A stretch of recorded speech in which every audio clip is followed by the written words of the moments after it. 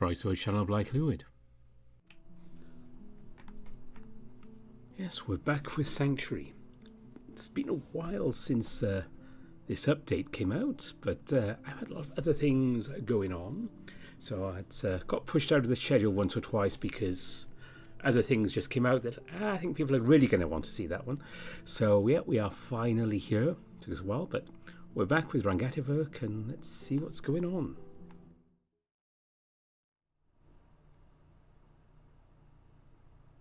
While you fell asleep with ease, the night did not go as smoothly. You drift in and out of consciousness out of unease. The vivid purple haze of the artifact haunts your sleep. No amount of shifting and rolling on the bed helped pulling your slumber together. It remained fragmented throughout the night, disturbed by none other than turbulences of your own mind. Eventually, the world outside illuminates as the sun climbs past the horizon, which you sense through your closed eyes, mercilessly alarming you at the beginning of another day. Still delirious from restlessness, you remain still in the bed to shroud yourself in warmth and comfort. But even that is fleeting, as the blanket gets pulled away. A calm breeze enters from the window, and essentially slaps you awake.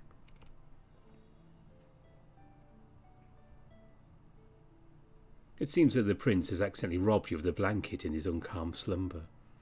Comfort is written all over his leisurely expression, and his heaving chest moves in a slow rhythm. What a sweet look. Shame it only appears during his sleep. Looking down, you see his necklace, but not the lavish purple garment that usually rests over his shoulders. In fact, you vaguely recall him doffing most of his garb, except his most personal ones. That was not your main concern when fatigue overwhelmed your mind. But now that you've had your flawed sleep, your curiosity of what lies underneath demands your attention.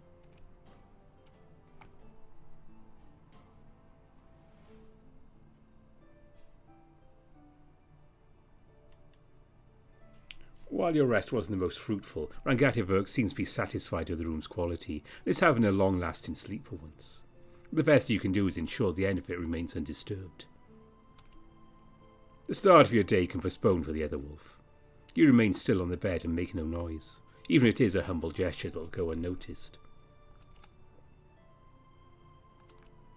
The moment of tranquility lasted for what felt like half an hour. You sense a stir beneath the covers, for Rangativurk fully wakes up. Freeing his hand from the warm fabric, he rubs his eyes, then a yawn so deep it resembles more of a massive sigh follows, all done with their usual graceful flair. He looks at your face before calmly speaking. You have a horrendous look on your face. I just didn't sleep well. Allow me to speculate. The prophecy of the lizard folk remains a nuisance to your mind. Well, I don't think an average person can sleep soundly after retrieving an artifact. We have a cursed one at that. How adorable. Rangativurk proceeds to get off the bed.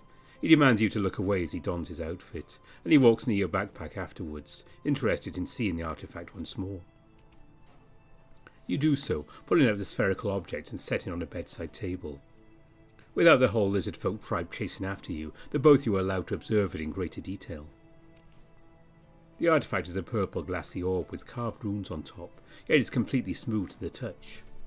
Only when you look near the edge can you spot a thin misalignment between the curve of the surface and the bending of the runes. That tells you that this artifact is not a solid purple orb, but instead structured like a glassy, transparent container filled with a mysterious purple nebula, with the runes following the inner surface.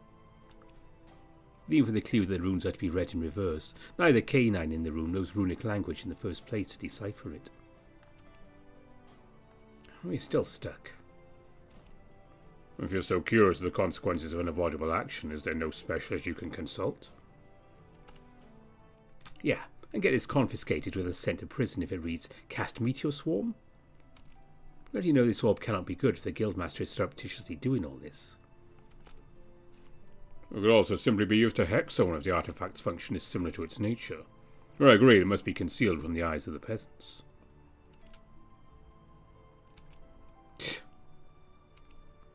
You are not allowed to interfere with the delivery of the artifact to Guildmaster Zelthorion, but you may also find him to be entirely responsible for every outcome.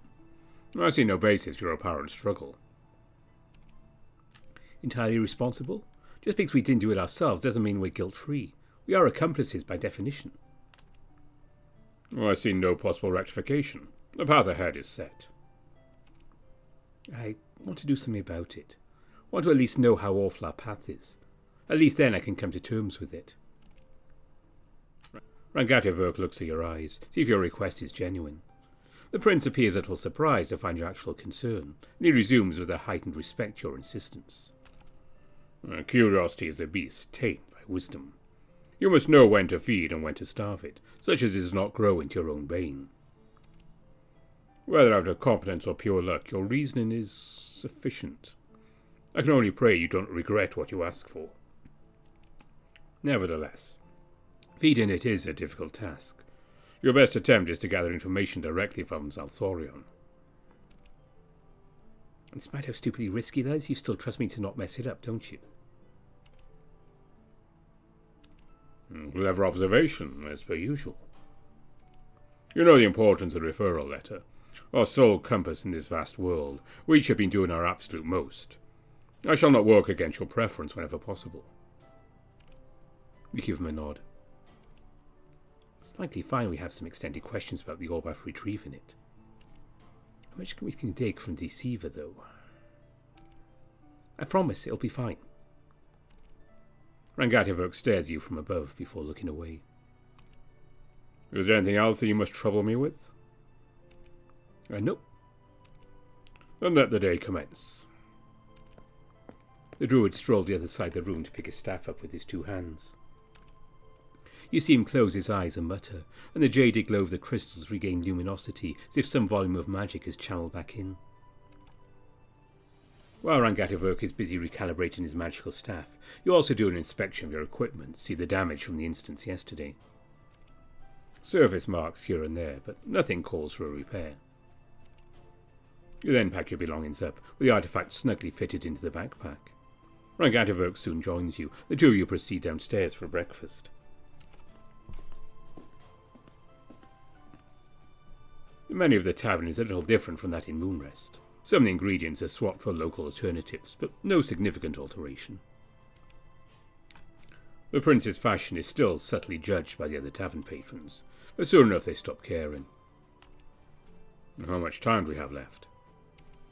Let's see. We're given 5 days, and today's the 3rd. It should take us only 1 whole day to return to the Arith Guild. All right. We shall feed the horses after the meal and depart immediately.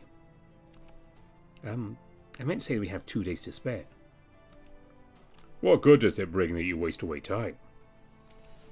All right, sure, you say so.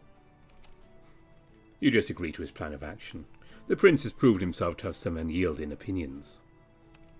It is, after all, a great precautionary practice when an artifact of unfortune is in your two's possession. Having more time to spare is always better than having none. After the breakfast, you two find the horses at the hitching post. Using the pellets to summon water and fodder, they get to fill their stomach too. A long and difficult road awaits, but you'll make it work. After another whole day of horseback travel, that first part is dealt with. The horses are returned to the horsekeeper, who seems satisfied with their look and condition. Now on the road to the guild hall once more, the remaining obstacle is just talking with Gatheloria. There's no further preparation to be made. To create any further complication to a simple delivery, aside from asking extra questions, is only to create suspicion. The two of you enter the building and carefully walk the familiar path. You were filled with awe just a few days ago, but now the feeling is completely replaced by concern. Step by step you get past the chief secretary and approach the enormous doors again. As you wait before the great entrance, every troubling memory of the past few days resurfaces from your subconsciousness. So many questions without an answer. Let's see how much I can dig out.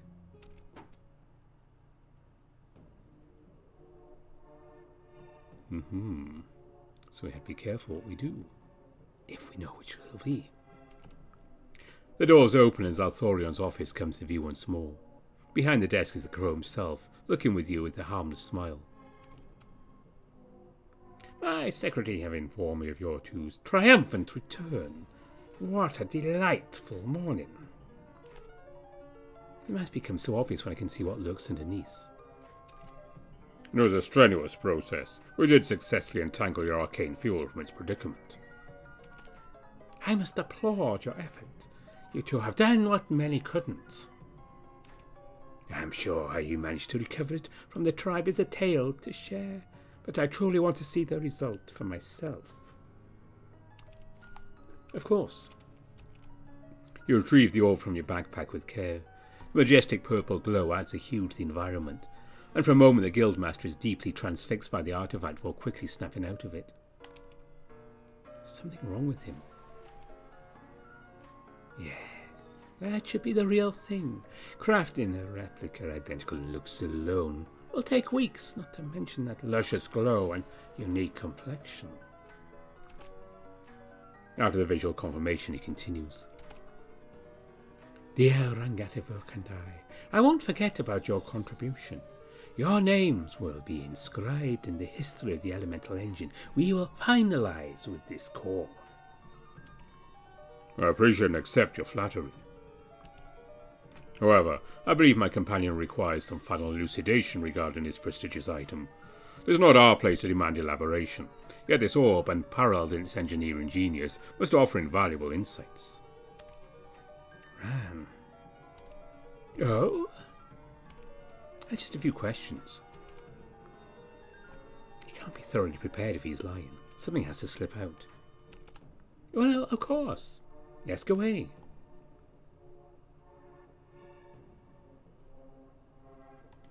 How does the orb and the engine function? I think there's a main chamber where the fuel can be slotted into place. It then acts as a sort of converter, amplifier, transmuting magical fuel into mechanical power with great efficiency. Have you ever used a magnifying glass that concentrates light enough to give heat?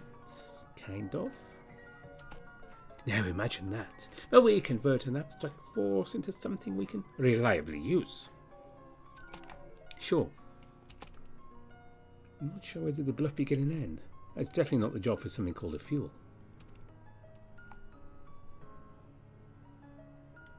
How does one begin the engineering of this thing? What do you mean? It looks very flawless, without any imperfections. It is hard to wrap my head around it. The Guildmaster looks at you with a meaningful gaze. Probably some advanced machinery. I believe anything more specific is the intellectual property of the engineers we delegated, and not something I can answer. Complete bullshit.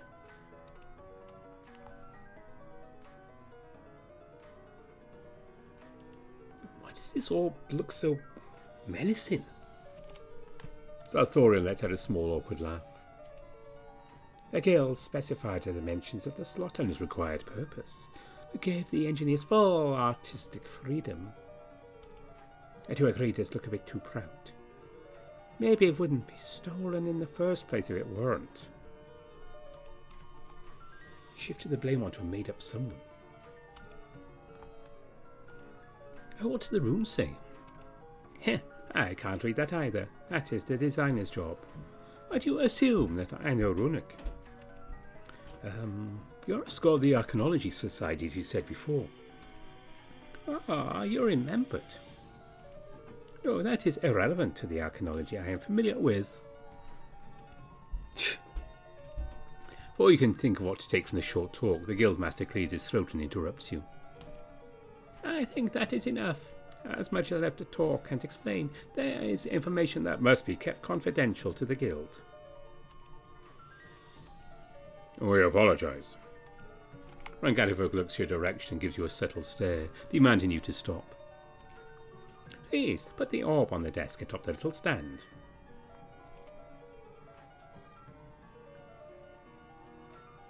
You step forward, the crystalline orb in hand. There's no other choice. Rangativurk walks alongside you on the right, ensuring all goes smoothly, but his figure and presence is also comforting you that this is the correct action. As you stand in front of Zarthorian's desk, you see his perfectly innocent look, as if he's given you zero pressure.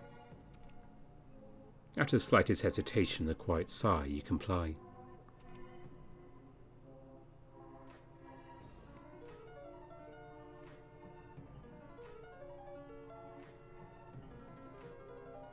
Thank you. Reaching to one of the drawers, the guildmaster retrieves a letter, already sealed with wax. He hands it to you in a relaxed manner. Here is the referral letter to Axel, as promised. Deliver it to him and you will probably get to meet him. I wrote nothing but good things in there, but still I can't guarantee anything. He might even be a bit grumpy, as the Magnum Concilium commences in just a few days. But surely you two can figure it out with the wits you've already shown in dealing with my task.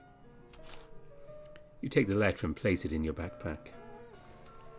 It has been a pleasure. Good luck on your journey. Thank you, Guildmaster Zalthorion. Thank you. The two of you leave the room, though you notice Rangativurk's staff crystals now glow a little brighter. You descend back to the ground floor, but are discussing what happened.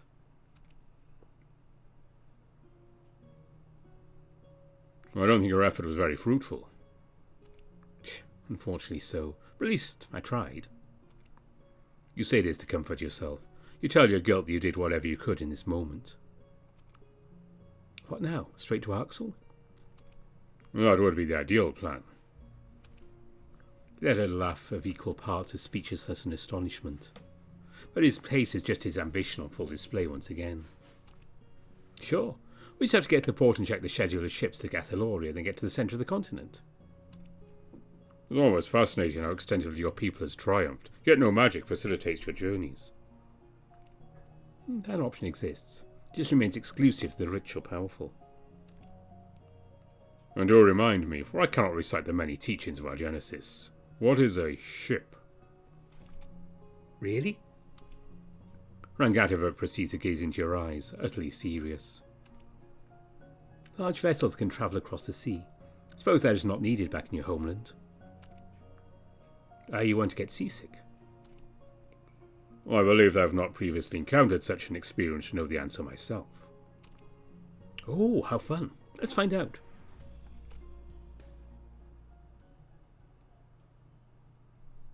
Leaving the guild and making your way to the southeastern entrance, the two of you manage to hire a fast horse-drawn cart. After a few hours, you arrive at the port town, a sizable settlement with a strong emphasis on the fishing industry. The port is small but fulfills its purpose well enough. The main section is dedicated to the relatively short voyage between Aroth and Gatheloria, a route frequently traversed by adventurers. Nearby signs indicate the schedule, 2 sailings per day, 1 in the morning and 1 in the afternoon. Fortunately for you, the second ship arrives at the dock just after a short wait. You manage to catch up without needing to wait another day. Unfortunately for the prince, he didn't get much time to think about the word seasick before he's forced on board.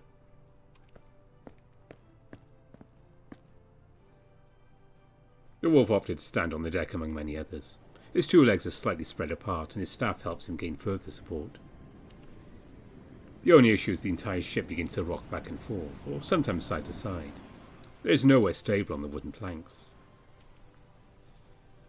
Rangativurk is now entirely at the mercy of the waves, and based on his subtle groans, is not feeling well. By the gods, you are weak. You tease him, but he doesn't even bother to respond. With both eyes closed, he shields his face with his palm, his fingers rubbing his temple. Begone with your remark, you don't intend to remedy my suffering.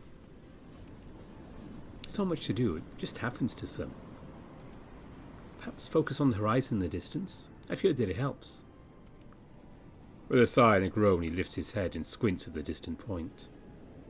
He waits patiently, only to let out a laboured burp that he immediately covers and dismisses. This... Not working, apparently. Let it all out, then you can lie near the back of the ship.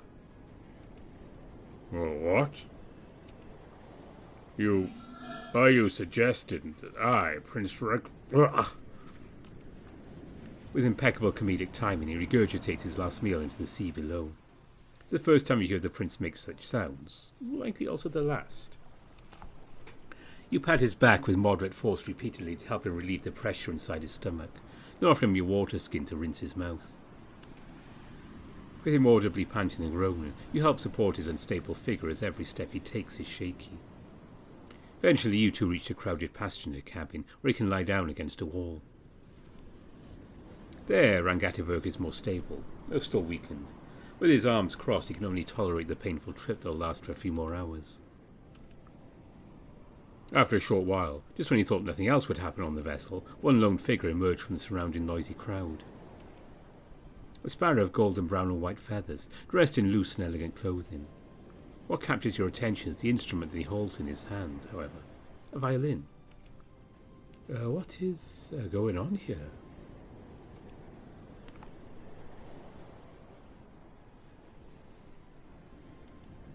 He's a bit sick. That I can see. I also see his exotic status and an opportunity.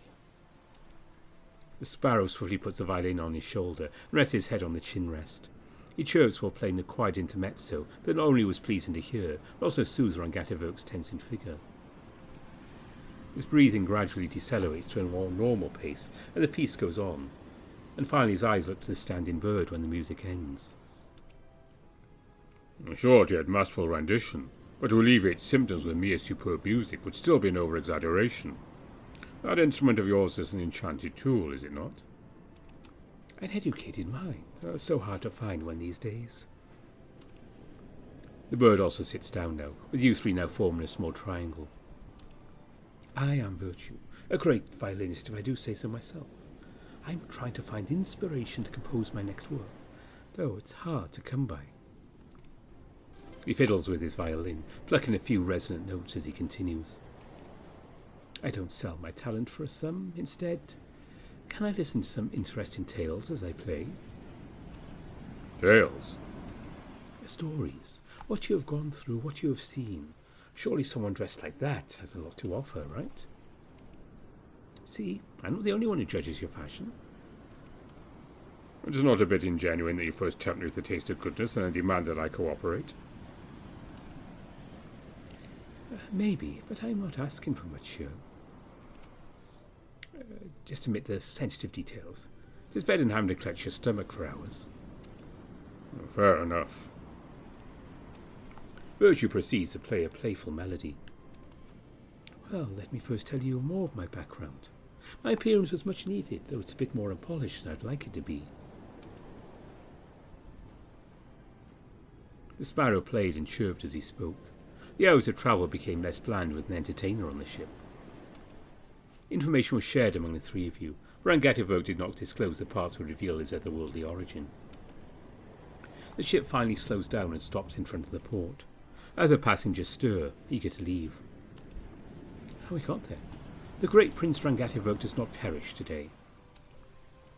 We shall not speak of this ridiculous waterborne trip again.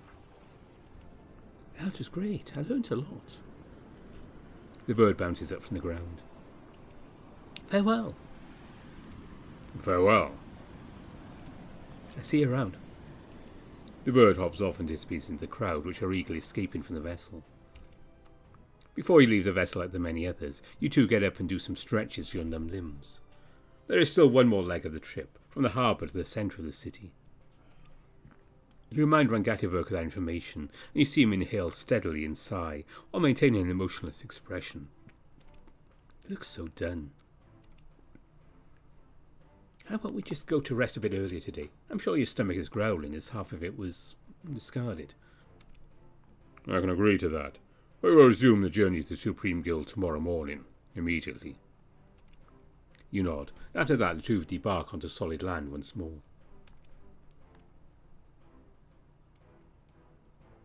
Your body is tired. But also thanks to that, you get to appreciate the uniqueness of Gatheloria as you walk around in search for a tavern. Gatheloria, the largest, most resourceful piece of land. It's populated enough that even the harbour, usually synonymous with the bare minimum, is the size of a large town in Aroth. Activity is everywhere, whether desirable or not. With 5 direct routes from surrounding lands, people moving in and out of Gatheloria with different offers and wants from the land. Land isn't even a strange sight to locals anymore. It might even be worse. Creatures out there. Competition is so much more intense here. If my adventures bring me here, have I indirectly made it without realising it? I'm just overthinking. After a while, you find a tavern that still has rooms. You and Rangativurk enter, and quickly served by waiters. And there are the menus when you have your first actual culture shock. Gatheloria's culture offers so much possibilities to the tavern, which is completely reflected in the options. Sorry, what is a voidfish fishbowl? A voidfish smashed into paste, boiled and served with sauce. Wonderful texture. And dare I ask, what is a kidney pudding? Assorted kidneys stuffed into pastry. It is a regional dish. Ugh. Truly incredible and appetizing. My stomach had not been emptied back on the sailing ship, that would have accomplished the same effect. Is this menu inspired by the folks in Micah? You gather something I know. They'd probably stuff kidneys into voidfish. Cease. A simple steak will do. Beef steak from an actual cow, paired with an adequate red wine to complement. Get me the same, please, thank you. The waiters note the order and leave with the menus. Vehicles of this world torment me. Not even your cuisine threatens to take my life. It is usually more normal than this. I guess that explains why this tavern has space still when the other is full. How many more hours of travel must I endure before reaching its guildmaster, Axel? Gatheloria is much larger than Arath. I think they also have faster means of travel to accommodate all the adventurers. If I must give an estimate, 6 to 8 hours? He nods in acceptance. How do you expect the guildmaster to react to us? Give an amateur 2 extra pawns on the chessboard and he will waste them foolishly. Repeat such gifts to a Grand Master and he can win every game. The problem then becomes analysis of how great of a strategist this Axel is. That is still impossible to grasp from the perspective of the pawns. Rangativurk proceeds to swirl the red wine in the glass, aerating it. Use that as an example of pretend fairness. You still assume him, the leader of the guild, to be smart. In truth, I fail to expect anything less from a figure this great. I've always believed in logic, and I always will. But has that always worked for you? Ordinarily. But if you also value the consequence, not quite. Rangativurk brings the glass near his snout for a sniff, then takes a sip from the glass. That's the problem, isn't it? Thorian also said how Axel can be grumpy. Emotions and irrationality. What if it repeats? The lapse in judgment is a weakness. Yet if you fail, you are proving yourself the contradictory. Let me intervene in the times when your stubbornness will end you. Not even the wine tastes the same here, he claimed, reluctantly accepting your view. A waiter delivers to Rangativurk a sizzling piece of steak on a board, with your portion soon following after his. The two of you enjoy a decent dinner before securing separate rooms for the night. Another day begins, followed by the exact same morning routine. When you get downstairs, you find Rangativurk already at the table, eating breakfast. You join him and get some food yourself, but you notice that he seems a bit unfocused. 8 hours. You hear him muttering to himself. 8.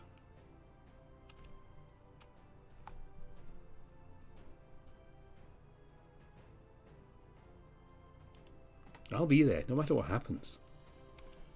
I know this is very stressful for you. I don't demand your continued acquaintance if it does become a catastrophe. However, you have been taking decent care of me, Dai. That much I must acknowledge. It's my pleasure. The wolf looks down at you for a moment before resuming his meal.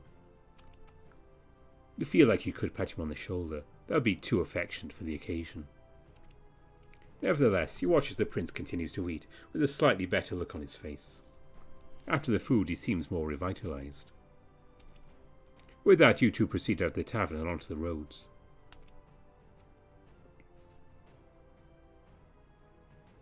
Oh, is that the...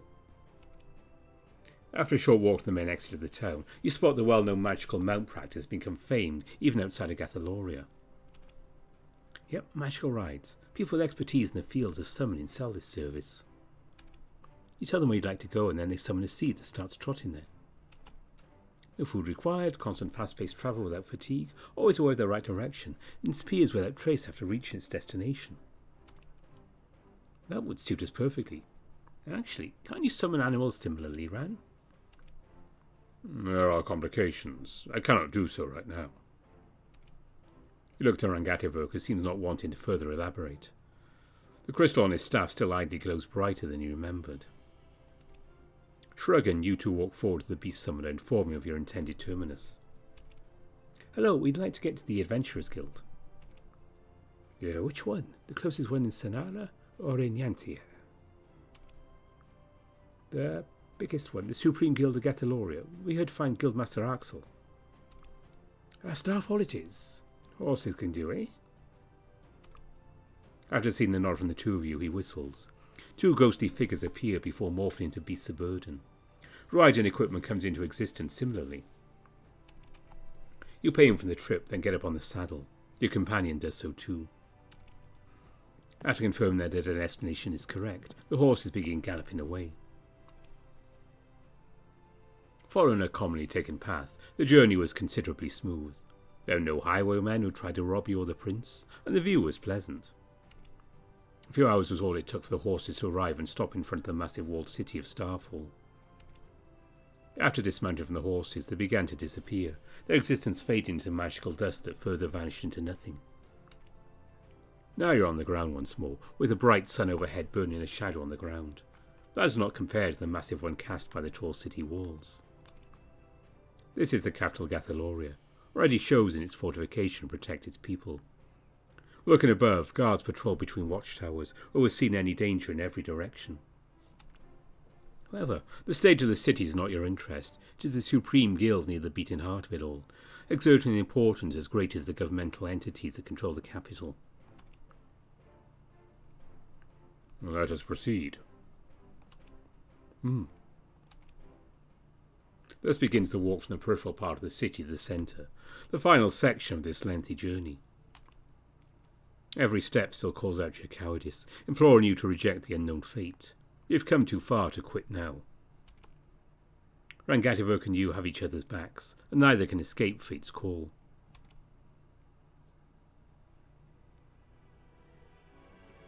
The Supreme Guild's exterior is similar to that in Arus, monumental in size, with every surface decorated with ornate details, steeply influenced by Baroque architecture. The true difference lies within, however, a scene ascending to pure prestige, made possible only by a lethal amount of elitism. The guild, or at least the front-facing portion of it, is utterly coated in prosperity. Paintings and sculptures are displayed everywhere, desperate to cover itself with status. Fewer adventurers are present here to idly look for quests or make preparations. There are more servants around, ensuring an almost dustless environment. Unlike the guild in Aroth, where you have to queue to receive service, a receptionist dressed in an elaborate guild uniform takes the initiative to approach you two. Accompanied by two guards armed with spear and shield, none of them appearing to have good intentions. The receptionist wears an expression as condescending as his surroundings. The slight curl of his mouth conveys nothing but belittlement of you and your companion's status. Welcome to the Supreme Adventurers Guild of Gatheloria. He briefly pauses at that basic introduction. They've given you two time to digest the information. If you do mean business here, how may I help you? Before I satisfy you with an answer, I demand to know the reason behind this plague and insolence you present to none other than us. This is the Supreme Adventurers Guild of Gatheloria. Not only do high-value adventurers receive their designated quests here, this venue also hosts the most important events in the world. Different guildmasters, champions, authorities, representatives, chroniclers, and scholars, just to name a few, participate in conferences. Security measures must be superlative, deployed preemptively. The guild does not recognize you as important figures, and neither you seem to be flourishing financially or competitively. Rangativurk looks at you and makes a gesture with his eyes. You already know exactly what to do. Looking at the receptionist's face as you finally give him the letter, you perfectly capture the vivid startle on his face. You recognize the unmistakable imprint of the Arith Guild symbol on the wax seal. It is Guildmaster Zalthorian's will that we seal Guildmaster Axel. Most sincere apologies. Please follow me to the Guild's guest chambers, where you can wait while we arrange for this immediately. Agreeing, the two of you follow him to another level, to one of the few available guest rooms. The receptionist and the guards walk away, giving you to a moment of peace before the storm. The room, not as luxurious or expensive as the grandiose floor, but still highly commodious, complete with various pieces of furniture and decor, crowned by a private fireplace embedded in the far wall. Neither of you has the interest to be entertained, however. Rangativurk moves to a nearby chair and begins meditating, while you position a seat to face him as you also sit down. You initiate a conversation, as it might be the last. Ran. You can speak. I am merely resting my mind. Well, you've now seen it, the guild. Also the pinnacle of pretentiousness. What do you think? It is slightly excessive. Surprising. Thought you'd blend right in, given how that guy was as patronising as you can be. Who is to say I do not find my own culture slightly excessive at times?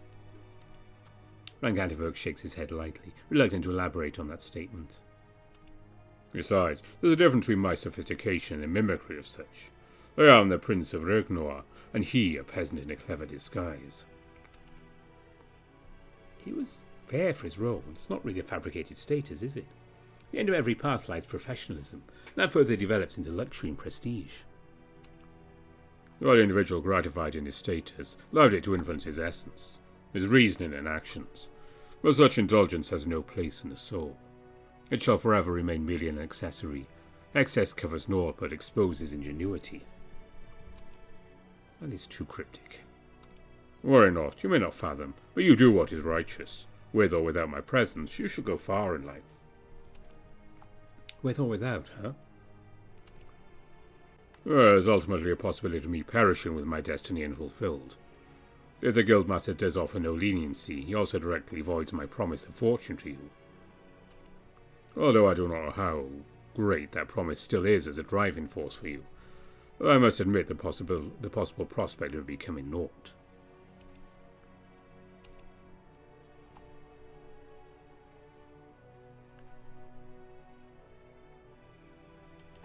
At least we've had our time together. I've grown fond of your company. Rangativurk opens his eyes and observes your expression before letting his gaze drift away to the side. He seems... Are you flustered? No. He says so, but he's visibly comforted by your response. After another short while of waiting, your time in the guest chamber comes to an end as you hear knocking at the door. The two of you rise and greet the same receptionist, only find not 2 but 6 guards surrounding him, forming a small crowd outside. The Guildmaster Axel is ready. Please follow us to a meeting hall that has been emptied for the occasion. Rangativurk takes a deep breath in and out. He looks at you and you both nod. Every step is then filled with purpose. The receptionist guides you both through the maze-like interior, past hallways and up the staircase. You finally stop at the room shrouded by pitch darkness inside. The lighting of the hallway does not reach far into the blackness, indicating its magical nature. This doesn't look right. Please enter. Guildmaster Axel waits inside and demands your presence. Is demand the proper word? Yes, we are ordered to guard the exit. Aye. Yes, Rangativurk? I'm with you. With determination in his eyes, he turns and enters the dark room. You follow after him. Not even the glowing crystals of the druidic staff can illuminate the surroundings. You can't see a thing in the murky darkness, but a subtle force guides your steps. Hearing Rangativurk's footsteps near you, you can only assume that he is experiencing the same. Finally, you stand still in the midst of darkness. There is no vision, neither is there voice. Suddenly you feel it again, only far more intense. Powerful forces yank your calves downward, forcing you to kneel. Invisible bindings wrap around your limbs, locking you in place, then constrict around your very neck. In the impressive darkness, a book shrouded in colourful light appears, and golden chains appear where the forces grip you, and Rangativurk as well. The dragonkind's figure sharpens as the previous darkness dissipates. What immediately captures your attention is his expression. Absolutely livid, brimming with enough contempt to kill. Despite his imposing figure, you don't struggle. In fact, your body can't move an inch, absolutely frozen in place. The chains are mere diminished representations of the actual power being exerted. What is any of this for? What an insult. First you steal from the guild stash, then you manipulate the guild of Trian. Now you have the audacity to plant spies in my face. I may be old and bounded. I am not blind. The Dragonkin announces to himself. But it is obvious enough that his speech is also directed at you two and Zalthorian.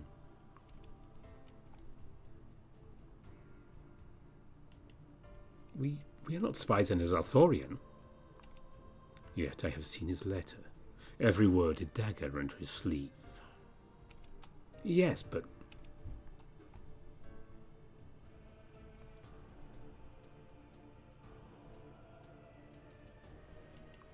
It's only a coincidence. We have finished a task for him, but nothing more. The chains don't move.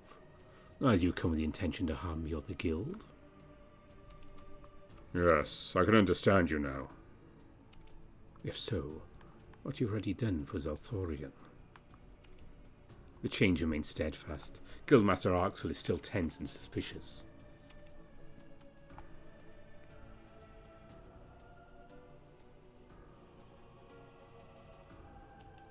We've retrieved an item he wanted for a project of his. Have you already noticed how my spell works? Intelligent, but pointless. What item? What project? You roll your eyes lightly as you're outsmarting him here.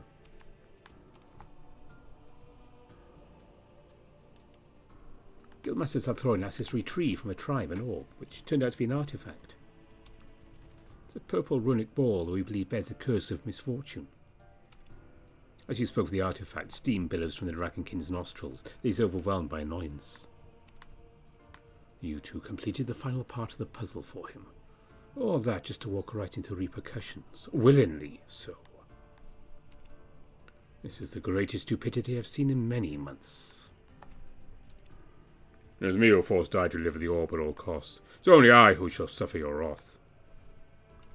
Tell me, what makes you so eager to disturb what little peace is left there? Why must you fuel the flames at his Zalthorian's ambitions? I have been banished from my realm into yours. I have received information only Supreme Guild of Gatheloria holds a possible remedy. What? Rangativurk stares at the guildmaster he admits with complete transparency, while Arxel gazes back in utter bewilderment.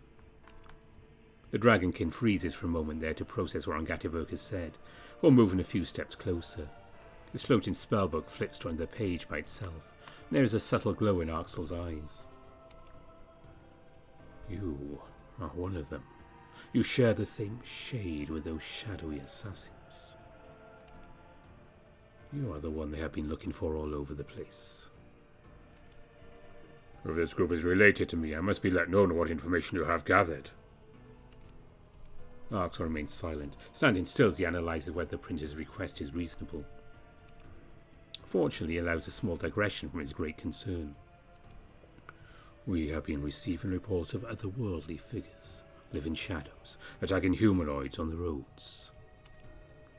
Those aggressive beings appear out of nowhere and vanish into ashes when they fall unconscious or are captured, leaving behind not even a hair. Interrogations are impossible. Navalfa. That may be a new trick he's learned. He's attempting to hunt me down. Why must more people give me headaches? The Dragonkin shakes his head, or swiping down with his hand, done with the temporary topic. That is enough about you. Did Zalthorian inform you to of anything valuable, or did he manage to evade that too? I have tried. He's well prepared. The Supreme Guildmaster groans to himself, but finally realizes that you two are not spies. Nevertheless, the spells are still kept in place as he takes measured steps around the room, contemplating how much to reveal. For long, I have noticed an uncanniness in the flow of magic items from the Guild of Arath to the Guild of Gatheloria. Investigations were difficult, and I had to manage that myself. With effort, I found Zalthorian himself tampering and forging records, stealing from the collection of perilous items unearthed in Arath that must be delivered to the Gatheloria. Yet, concerningly, He stole not a single piece of gold. Vexingly, the clues stop at that point. Meticulous in his art, there are no further public documents I can access without transgressing the bounds of privacy ordinances. For 8 months he feigned innocence in every conference. For 8 months he tested my capabilities and probed the depths of my limits. Now he has a pair of scapegoats who did his dirty work.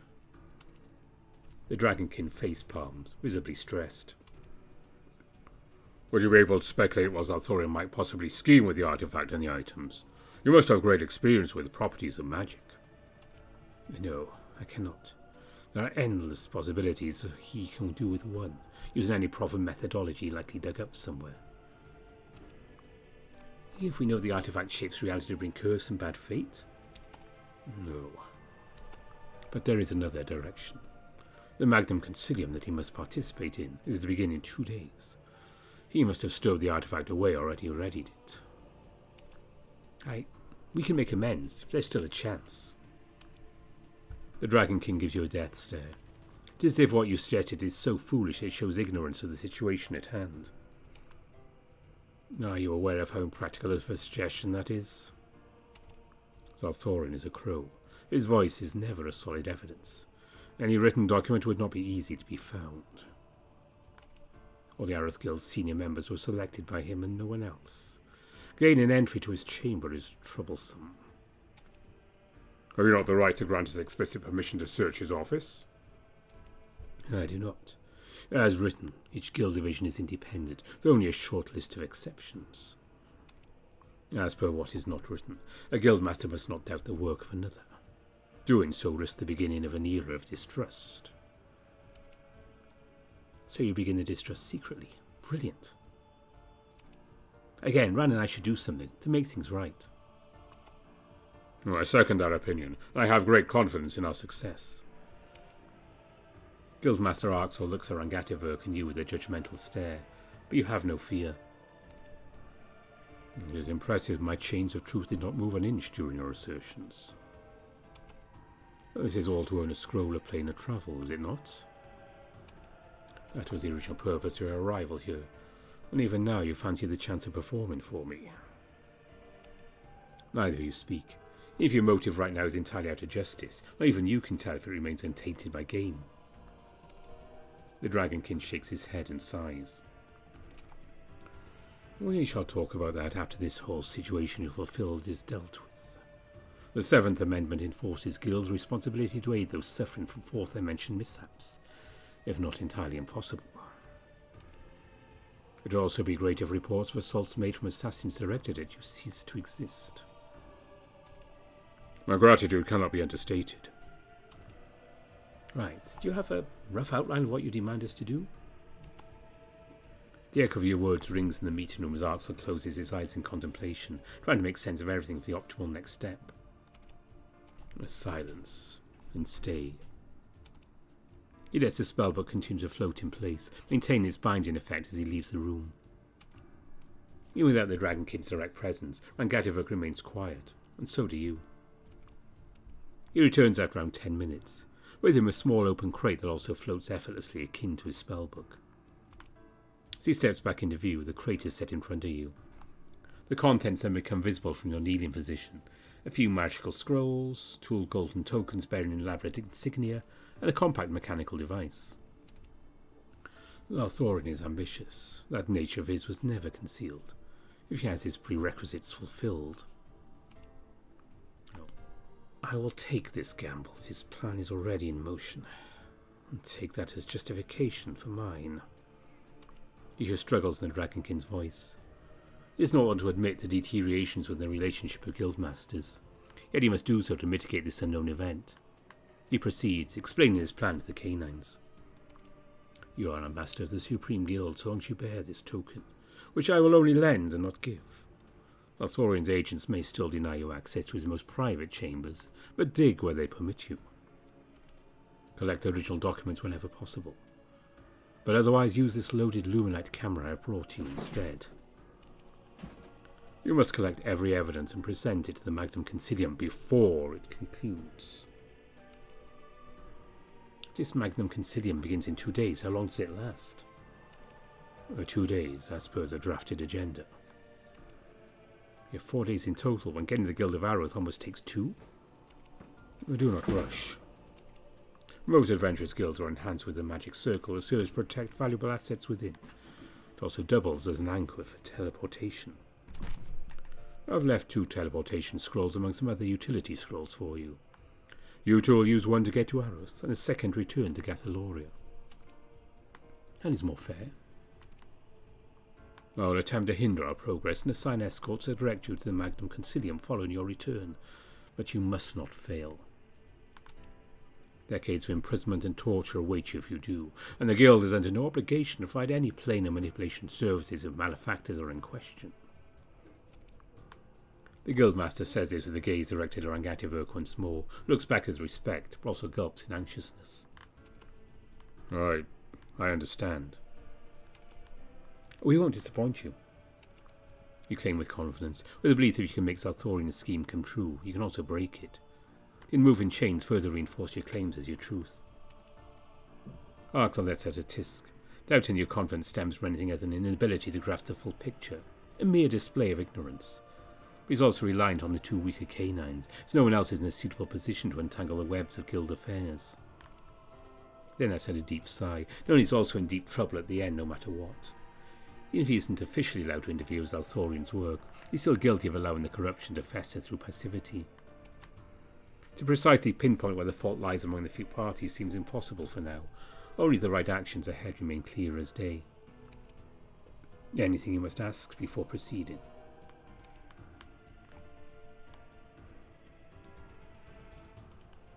How does this camera device work?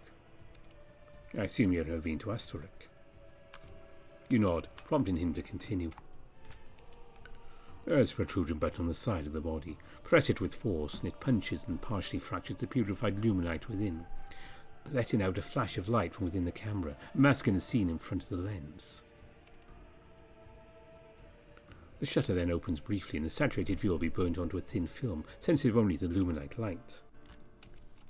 There are other parameters, but I've set it to short focus for documents close to the lens.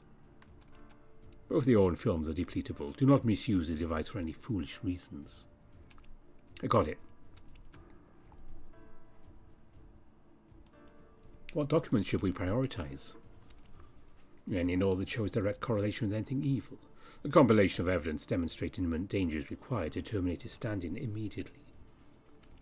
If you must choose, prefer documents stamped with his personal seal over those signed by him. Zalthorian may change his handwriting or alter his voice, but you must authenticate agreements only with the guild stamp. Can you tell us a bit more about artifacts?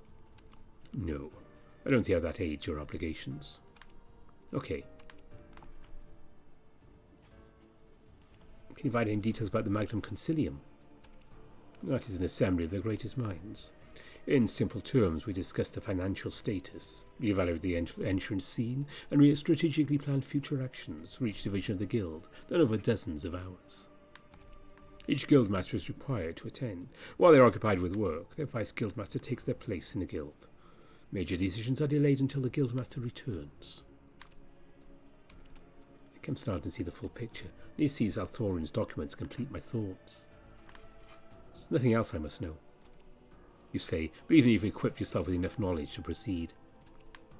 Guildmaster Arxel looks at you, then to Rangativurk. A growl rises from the Dragonking's throat, growing louder before he swallows it down.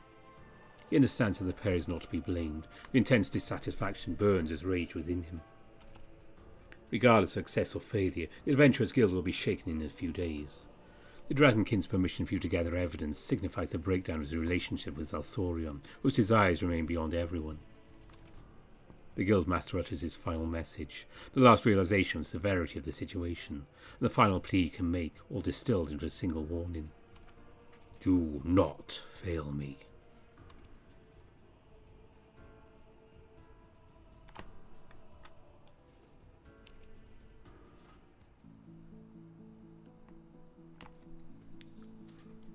Here we go. The latest sanctuary. So things are definitely getting interesting on this world, and let's see if Rangativurk can actually do something to help there. And of course, once the new build comes out, we'll be doing that one probably a little sooner than I got around to this one. We'll see how things go, but I'll be keeping an eye on that, so that will be happening. What else is going on? So there won't be anything out till next weekend, but then I do have Socially Awkward coming up. I mentioned in a previous video, we'll be having the start of Rask's route. And we're starting right at the beginning because there's some fun little things have been added in to there. So yeah, we'll be seeing how things go with Rask. And that will definitely be a bit of a series because I've read it and there's a lot there. I can't do it all in one go. And since we have Rangativurk here, don't forget that there's still a week or so to rate the May Wolf entries, May Wolf Jam 2025. If you have been reading any of those, please, if you can comment, certainly rate them. It really helps devs out, know what people are thinking, and it's just a fun thing to do. Don't worry about rating a small cafe if you don't want to. That's just a small thing. But yeah, hopefully you can read some of those. I'm avoiding all of those, apart from a couple of streams on the FEN server, because I don't want to influence anything and get them out. But I don't know, I might do a couple over the summer of those ones. I'm really not sure. And I still have a November I need to do at some point. That'll probably be over the summer as well. But yeah, before I go, don't forget that this video is partially brought to you by my patrons. I could do this without them, but they make things a lot easier. And they really keep me going. So I want to say thank you to all the people who donate on Ko-fi and Patreon. And my top patrons are Omar, Rafu, Spiderling, Samuto, Tiger Cup, Aramau Tarasu, Spelfers Need Coffee, Addy Bear, Greylock, Lark Huskerton, Gracious Yevon, Andy Peng, Aaron Fox, Bastian, Bieka, Brian Hall, Cobus Visser, Dissonance, Exact, Grizz, Harvest Mouse Productions, Evan King, Kartek, McKenya, and Mario Cervantes. So thanks to them, thanks to you for watching. Hope you enjoyed this one. Until Socially Awkward next week. Bye for now.